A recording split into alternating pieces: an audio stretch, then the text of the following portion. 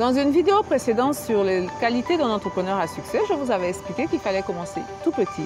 Et pour le coup, nous allons vraiment commencer tout petit avec 7 business méconnus et innovants à débuter avec 6500 francs CFA. Oui, vous avez entendu, 6500 francs CFA et qui pourrait vous faire gagner beaucoup de bifton.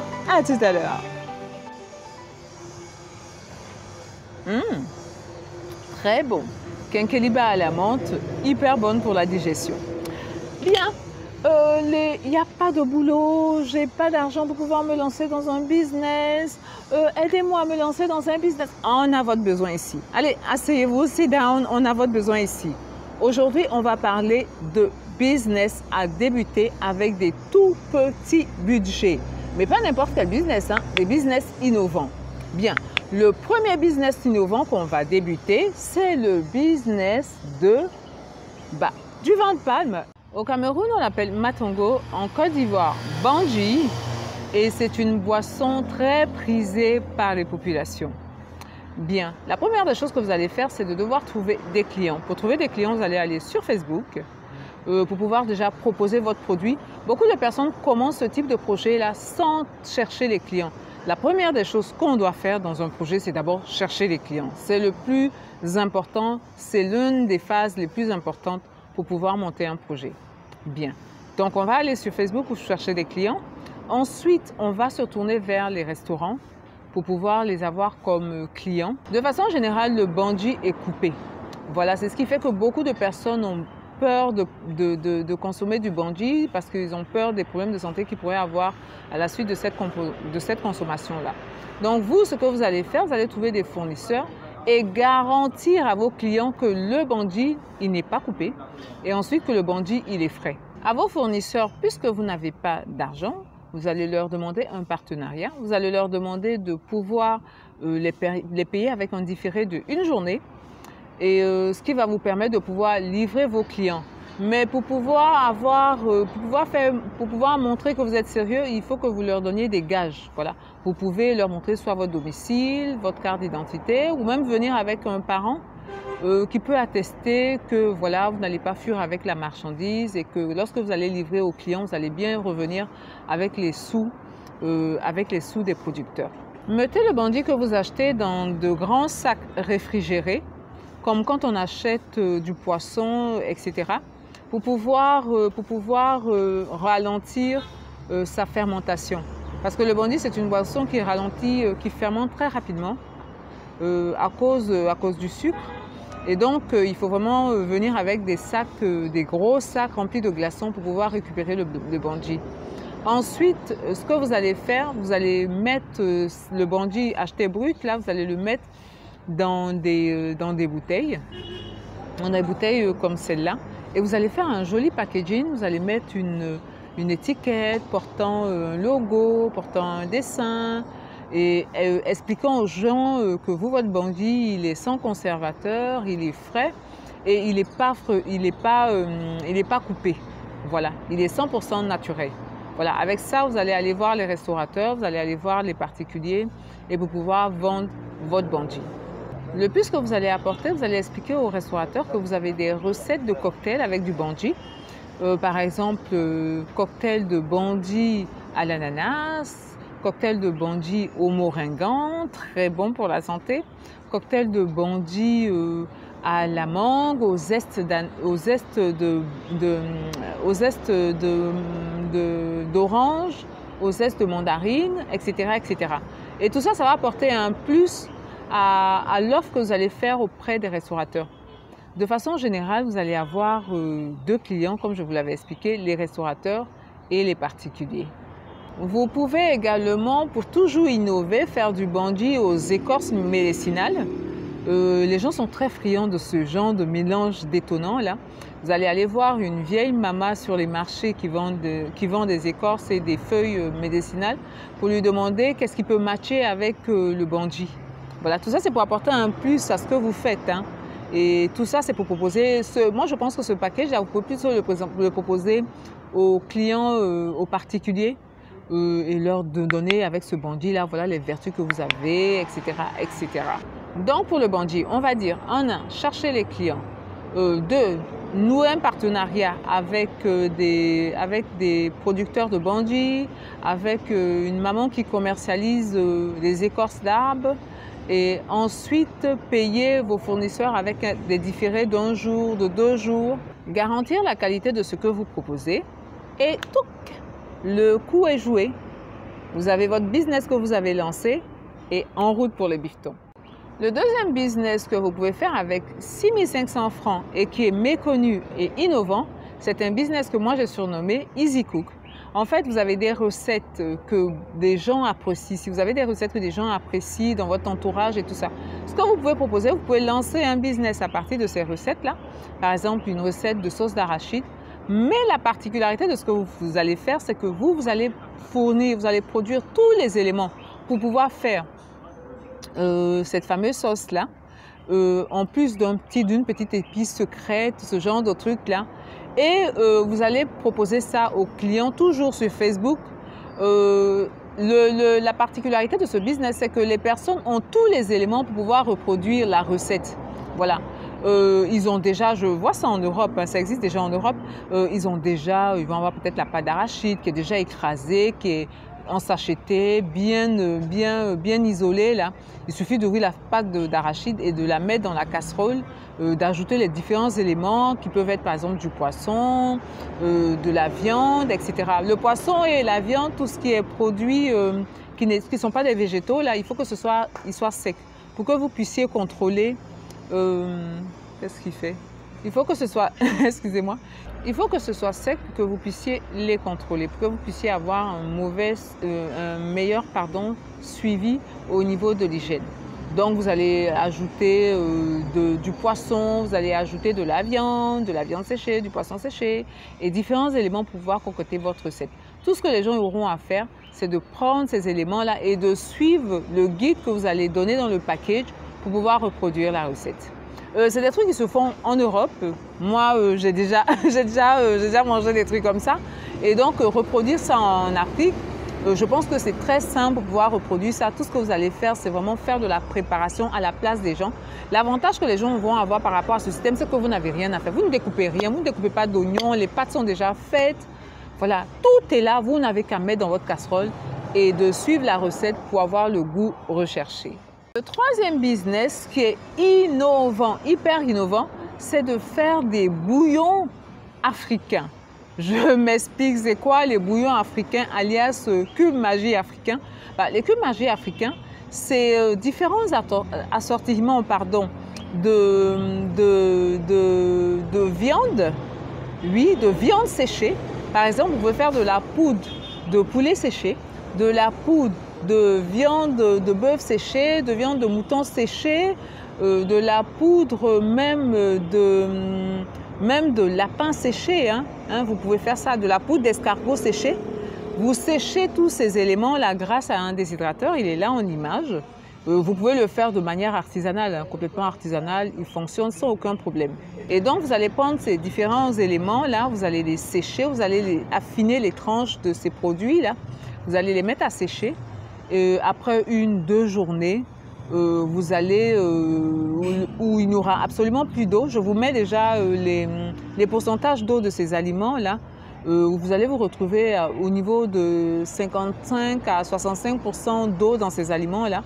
Une fois que vous les faites partir par déshydratation avec de fines lamelles, vous pouvez écraser, rendre en poudre, réduire en poudre ces différents produits et faire des assortiments. Mais de façon générale, vous allez les mettre dans des packages avec une jolie étiquette, avec ce type de boîte-là pour débuter. Voilà, c'est des boîtes qui sont vraiment pas chères. Vous avez le lot de 100 à 2000 francs, je crois. Voilà, donc des trucs vraiment pas chers. Et c'est des trucs que vous pouvez vendre à 1000 francs. Voilà, dans 1 kg de viande, avec 1 kg de viande, vous pouvez en faire, selon le degré, selon le pourcentage d'eau dans le produit, vous pouvez en faire 6, 7, voilà, et que vous allez vendre à 1000 francs. Donc ça va vous faire 6 000, 7 000. Voilà. Pour 1 kg de viande, par exemple, qui va vous coûter 3 000 francs, vous allez pouvoir avoir 6 000, 7 000 francs. C'est vraiment un excellent business. Le truc, c'est de vraiment aller sur Internet pour trouver les clients, aller chez des particuliers, expliquer votre concept, dire que c'est des choses qui se font déjà. Par exemple, au Niger, on fait beaucoup de viande séchée. Voilà, donc ça va être la même procédure. Pour le séchage, par contre, je vais vous dire, au Niger, on ne le fait pas comme ça, mais il faut mettre du sel pour la conservation. Hein. Il faut mettre du sel pour la conservation parce que le sel réduit l'activité microbienne de ces éléments-là. Donc, il faut mettre un peu de sel dedans pour que ça stoppe, ça ralentisse, voire stoppe l'activité microbienne et que ça sécurise votre produit. Voilà. Donc, vous allez proposer ces différents assortiments de poudre séchée qui vont détonner et changer par rapport à ce qu'on sait déjà sur les poudres séchées, c'est-à-dire poudres séchées de poissons secs, de crevettes séchées. Voilà, vous allez apporter d'autres assortiments et avec tous les bouillons industriels qu'on nous apporte, ils ne sont absolument pas bons pour la santé. Je vous garantis, parce que moi-même je fais ces poudres-là également, que si vous avez ces bouillons, que vous en mettez dans les sauces, même, surtout même pour les petits budgets, c'est les petits budgets même qui doivent aller vers ce type de condiments-là qui te parfument la sauce. Tu as l'impression que tu as mis plein de viande dans la sauce alors que non, c'est un peu de... Voilà, donc c'est hyper bon. C'est hyper bon pour les senteurs, les goûts et tout ça, et pour pouvoir ne plus avoir affaire aux magies. Bien. Le quatrième business, ça va être un dessert, et ça va être ce que j'appelle le coco en folie. Bien, vous allez aller vers des fournisseurs de coco, toujours établir des partenariats. Hein, voilà, puisque vous n'avez pas beaucoup d'argent, vous allez établir des partenariats avec eux. Et dans ces partenariats-là, vous allez leur proposer de vous donner les produits et vous allez les payer avec toujours 1 ou 2 jours de différé. Bien, ce que vous allez faire avec le coco que vous allez récolter, vous allez le nettoyer, vous allez en sortir la noix de coco que vous allez couper en deux.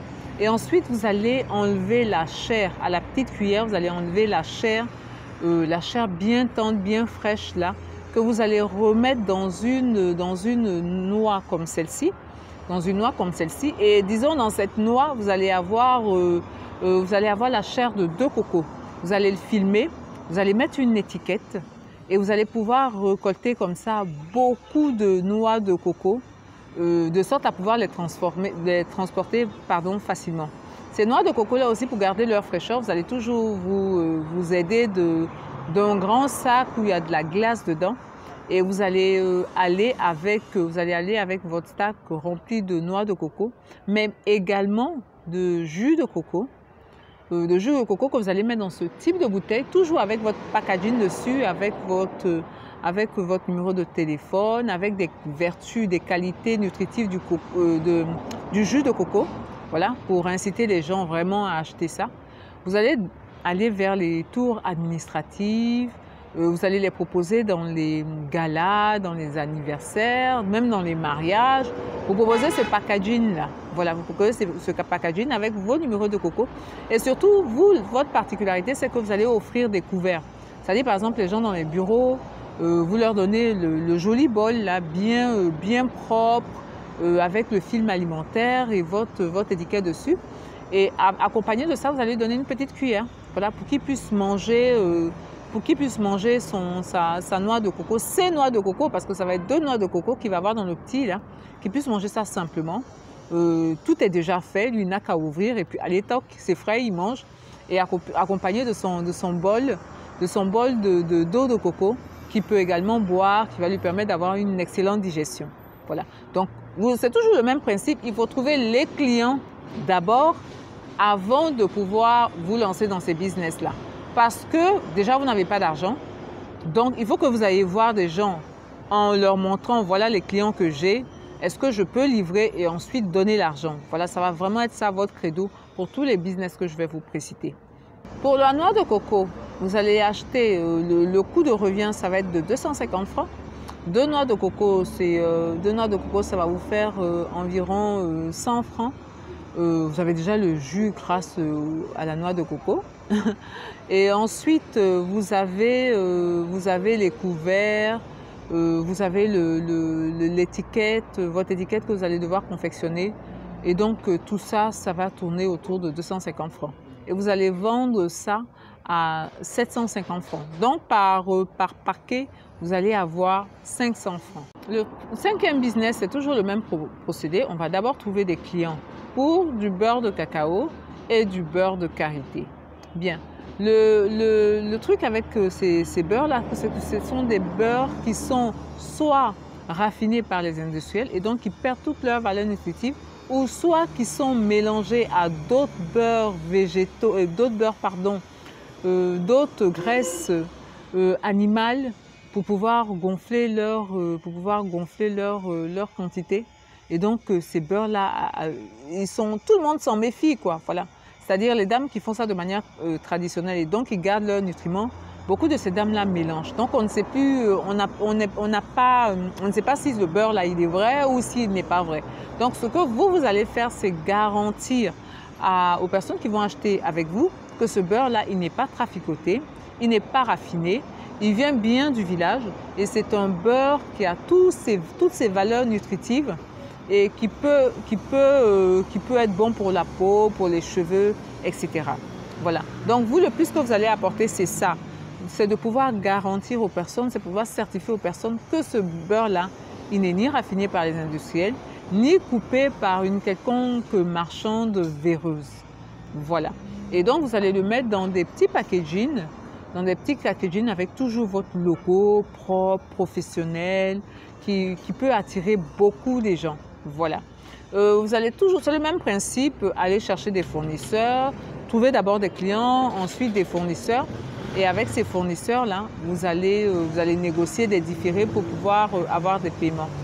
Dans la mesure où, en général, ces beurres-là sont faits dans les centres, sont faits à l'extérieur du pays, ce que vous pouvez faire, c'est de trouver des intermédiaires que vous allez payer une fois que la marchandise sera livrée, une fois que les clients auront payé et auront eu leur marchandise. En outre, même toujours dans la vision de garantir que votre produit il est authentique, vous pouvez par exemple mettre sur les étiquettes pour savoir si un beurre de karité est vrai. Il faut le mettre sur la peau en quantité normale, hein, et pendant 5 minutes, vous voyez si le beurre il part ou si le beurre il fait une tache graisseuse. S'il fait une tache graisseuse, c'est que le beurre il n'est pas 100% naturel. Voilà. Et si c'est pour le beurre de cacao, c'est encore plus rapide. Le beurre de cacao, à température ambiante, il fond. Voilà. Donc si vous avez un beurre de cacao, il fond brusquement. Si vous avez un beurre de cacao qui ne fond pas à température ambiante, il faut vous poser des questions de savoir si ce beurre-là, il n'a pas été traficoté. Donc vous pouvez mettre ça sur les étiquettes, comme gage de votre sérieux, comme gage du fait que avec vous, c'est vraiment du naturel à 100%. Pour un beurre de cacao acheté à 2000 à 2500 francs le kilo chez les producteurs, vous pouvez le revendre, vous, autour de les 300 grammes à 1500 francs. Voilà. Et pour le beurre de karité acheté chez les producteurs autour de 1500 francs, vous pouvez vendre le pot de 400 grammes à 1000 francs. Voilà. De sorte à pouvoir payer tout ce que vous avez à payer et de vous faire de bons bénéfices. Le sixième business, ça devrait être du koutoukou arrangé. Le koutoukou, c'est l'alcool en Côte d'Ivoire. Le koutoukou, c'est l'alcool qui est tiré du vin de palme, de la fermentation du vin de palme. Mais j'ai décidé de ne pas mettre ce business-là qui pourrait être l'un des plus porteurs, hein, parce que vous n'avez pas la possibilité de contrôler l'alcool qui est fait. Parce qu'en général, les gens qui font cet alcool-là, soit ils le mélangent avec des produits chimiques pour pouvoir faire un maximum d'alcool, ils le font dans des fûts tout pourris, qui font des transferts de matériaux vers les aliments. Et en plus, ils n'arrivent pas à vraiment bien distiller l'alcool. Et en général, dans le koutoukou, on retrouve beaucoup d'alcool plutôt que simplement l'éthylène qui est lui l'alcool qui est propre à la consommation humaine. Voilà. On peut trouver du méthanol, on peut trouver d'autres alcools qui sont, eux, bon, voilà, destinés à d'autres utilisations, quoi. Donc, vraiment faire le business du couteau arrangé, à mon sens, c'est un peu trop dangereux. Parce que s'il y a quelque chose qui arrive, s'il y a quelqu'un qui décède, s'il y a quelqu'un qui a des problèmes, vous n'avez pas la possibilité de dire, ah bah, non seulement votre responsabilité est engagée, mais vous ne pouvez rien dire en fait. Vous ne pouvez rien dire, vous ne savez pas, vous avez pris ça chez quelqu'un, vous ne savez pas ce qu'il a fait, comment il a fait. Et donc, moi, à mon sens, c'est vraiment quelque chose, c'est un peu trop dangereux pour moi. Voilà. C'est un peu trop dangereux, c'est pour ça que j'ai décidé de le retirer sur la liste de ces 6 business. Bien. Si vous avez aussi d'autres business qui vous semblent intéressants pour des personnes, pour des petits budgets, pour des budgets serrés, je vais vous demander de le mettre en commentaire. Sur ce, je vais vous dire que l'Afrique, c'est une terre de plein d'opportunités et qu'avec peu d'argent, on peut réaliser de grandes choses. Donc, les gens n'ont plus d'excuses pour pouvoir réaliser des projets, même avec des sommes qui sont complètement minimales. Je vais vous dire, pour terminer cette vidéo, portez-vous bien, prenez soin de vos familles et on avance ensemble.